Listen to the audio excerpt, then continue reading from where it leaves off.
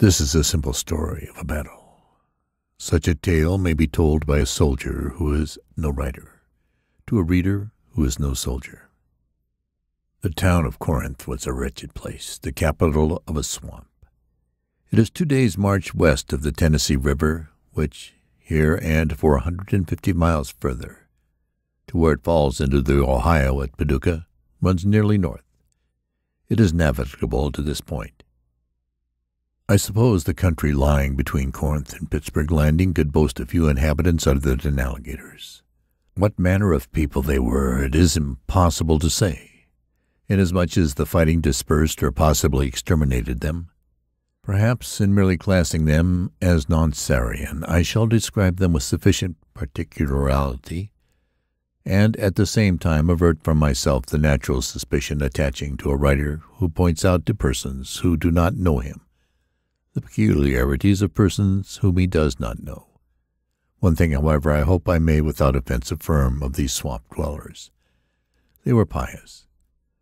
To what deity their veneration was given, whether like the Egyptians they worshipped the crocodile, or like other Americans adored themselves, I do not presume to guess. But whoever or whatever may have been the divinity whose ends they shaped unto him or it, they had builded a temple.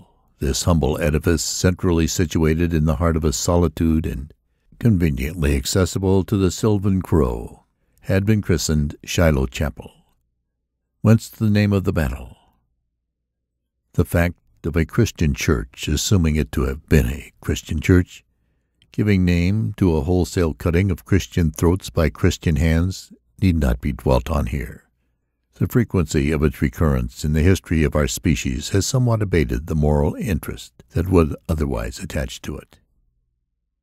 Death had put its sickle into this thicket, and fire had gleaned the field.